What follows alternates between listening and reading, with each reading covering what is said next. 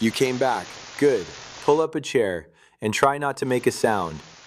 This is the last whisper.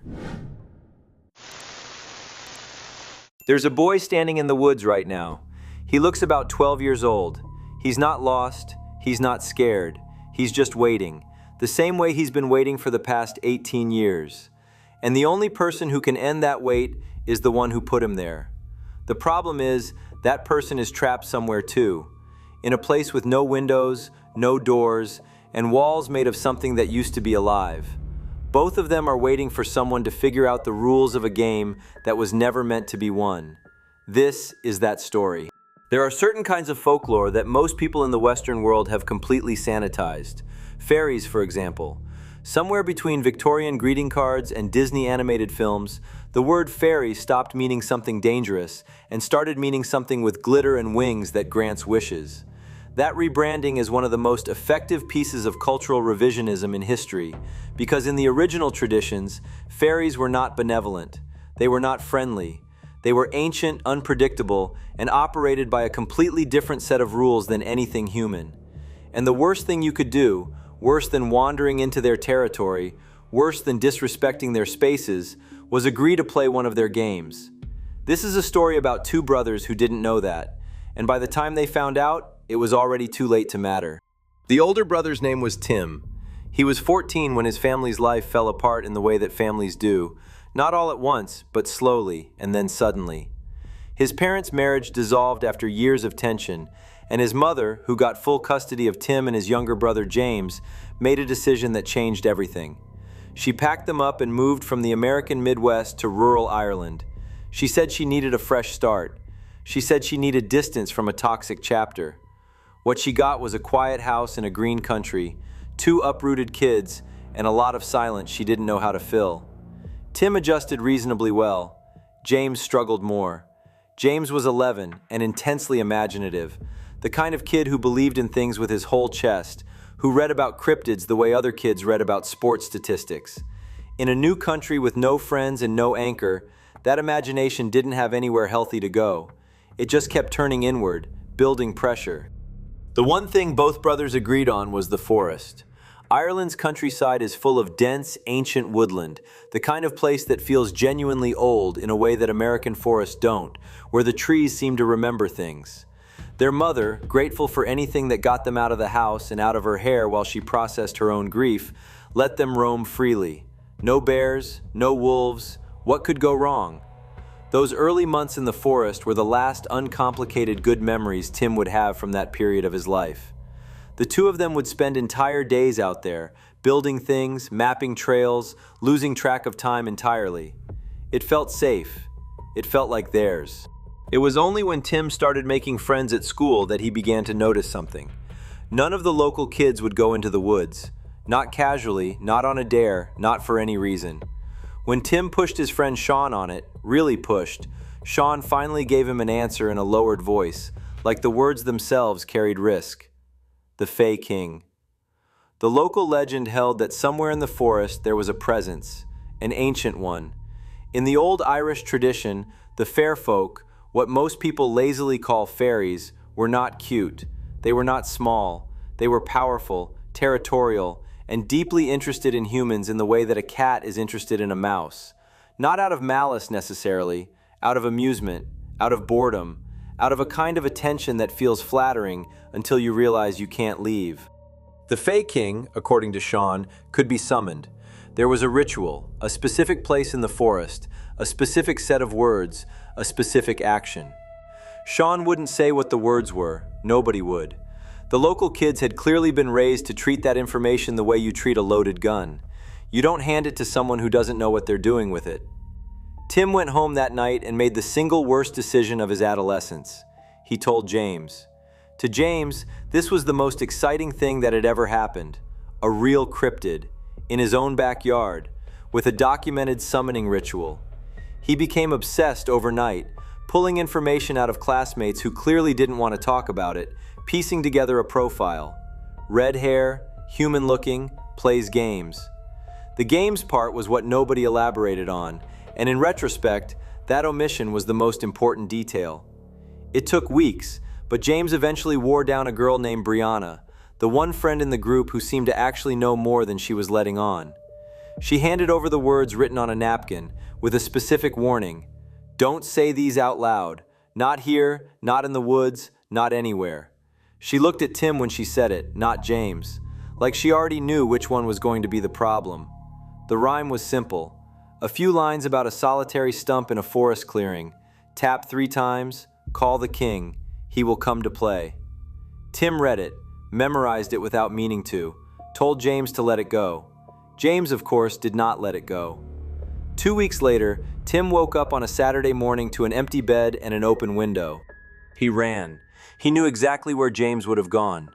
There was a clearing in the forest near their house with a single large stump at the center, isolated, out of place, exactly the kind of geographical oddity that a rhyme like that would reference.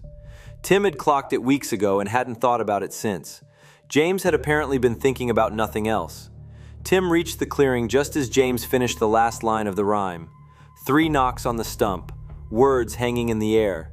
Nothing happened. The forest was quiet.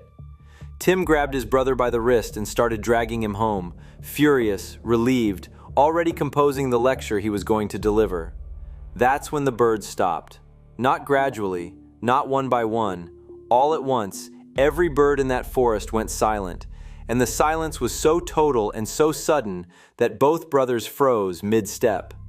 The only sound left was wind in the leaves and the distant snap of something moving through underbrush.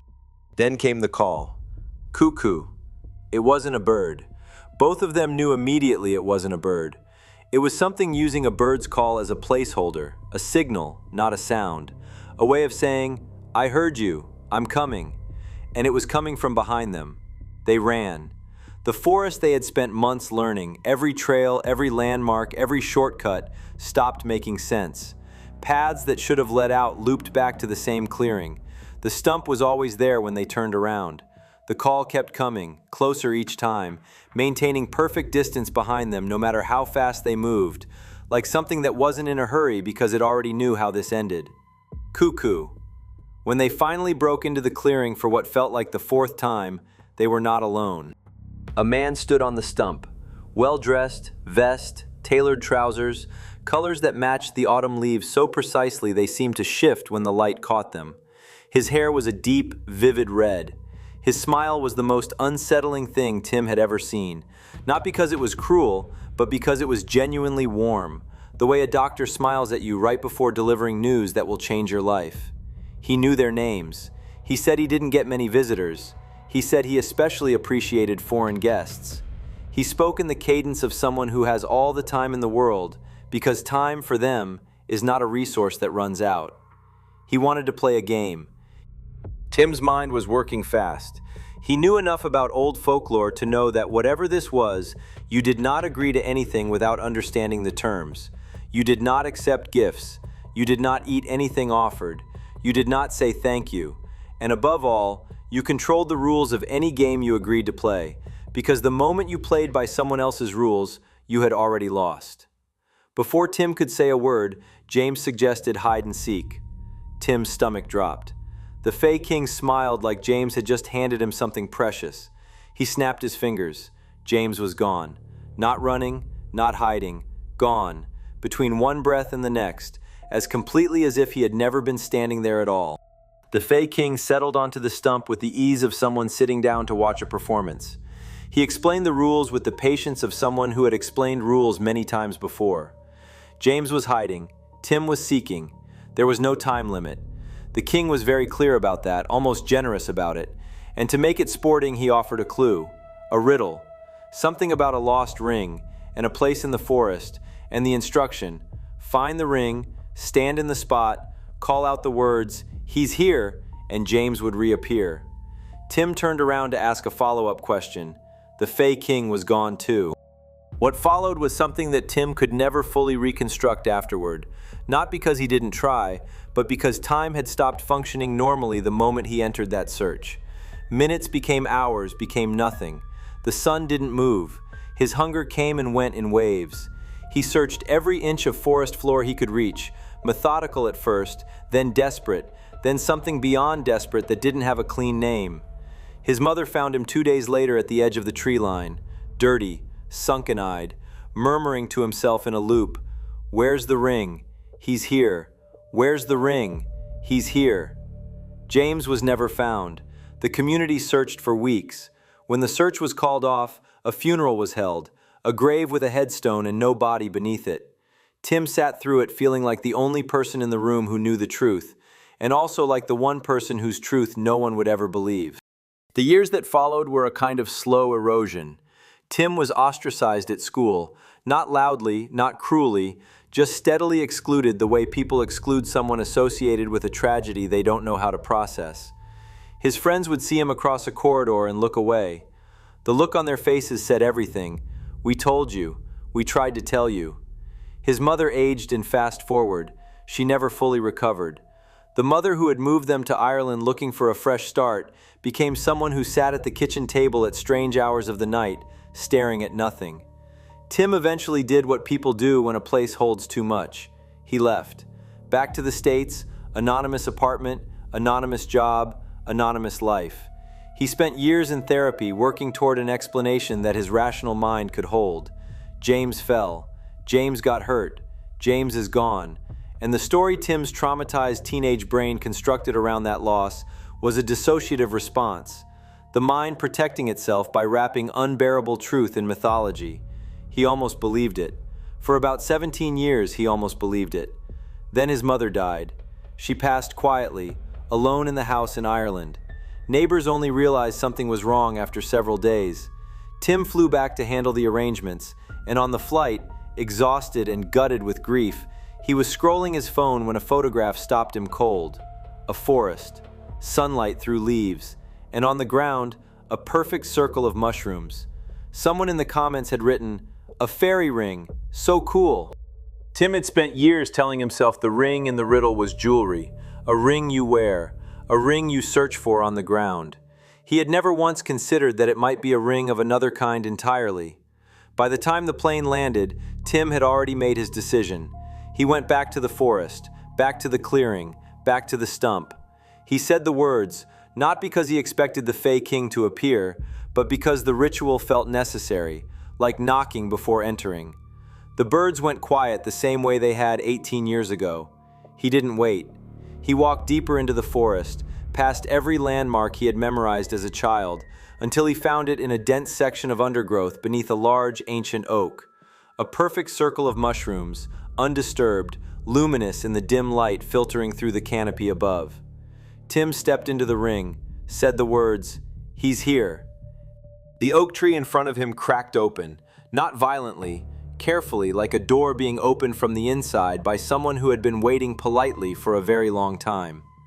And there, sitting in the hollow of that tree with his knees pulled to his chest, was James, 11 years old, unchanged, wearing the same clothes he had been wearing the morning he climbed out of that bedroom window. Tim fell apart completely. He couldn't speak, couldn't stand.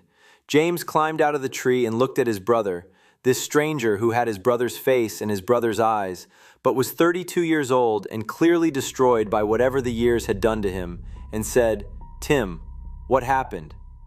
Tim had 18 years of things to say, 18 years of guilt and grief and therapy and running away and running back. He had exactly none of the words for any of it. He didn't get the chance to find them. A slow clap started behind him. That voice, warm, amused, patient as geology. "I said no time limit," the Fey King said pleasantly, "but I didn't think you'd take quite that long." Tim turned and told him it was over. He had found the ring. He had said the words. He had won. The Fey King tilted his head with the expression of someone correcting a sweet but fundamental misunderstanding. "You found James," he said. "That's wonderful. It really is. But Tim, you haven't thought this through." His smile widened by precisely the amount that made Tim's blood go cold. Hide and seek has two parts. Someone hides, someone seeks. He straightened his vest. James hid. You sought. You found him. A brief theatrical pause. "Which means it's your turn to hide." He snapped his fingers. Tim doesn't know where he is now. The walls are wood, solid, seamless. No visible seam or gap. The space is small. There's no light source he can identify, but he can see just enough to type. His phone has signal, enough for this message to go out, though he doesn't know how or to whom. He doesn't know how long he's been there. Time, in the way he understood it to work, seems to have stopped applying. James is somewhere outside, probably in the forest, probably looking for his brother the same way his brother once looked for him, methodically, desperately, and with no idea what the ring actually is. If anyone reads this, Tim has one request, one piece of information he wishes he had 18 years ago that might have saved both of them, and that might still save James. The ring is made of mushrooms. It grows in a circle. You'll know it when you see it. Step inside, say the words, but whatever you do not let the Fey King suggest the next game. Because here is what Tim understands now, with the clarity that only comes from being on the wrong side of the rules. The Fey King doesn't play games to win, he plays games to keep playing. The game ending is the one outcome he will do absolutely anything to prevent.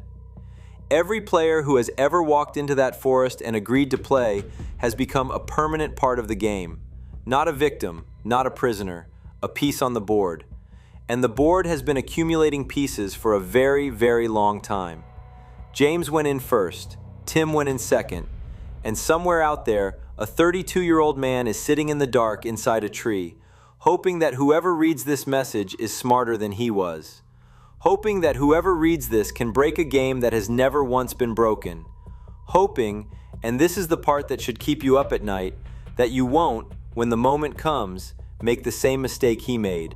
Because when the Fey King smiles at you like you're the most interesting thing he's seen in centuries, the urge to keep playing feels exactly like free will. That's the trap. That's always been the trap. And now Tim is sitting in the dark, listening to the wood breathe around him, waiting for someone to say the words. He's still waiting. The question is whether you'd recognize the ring before it was too late, or whether you'd step into it thinking it was just a circle of mushrooms, just a coincidence, just something cool you saw in the woods. People have been stepping into fairy rings for as long as fairy rings have existed. Most of them never came back. The ones who did never came back the same.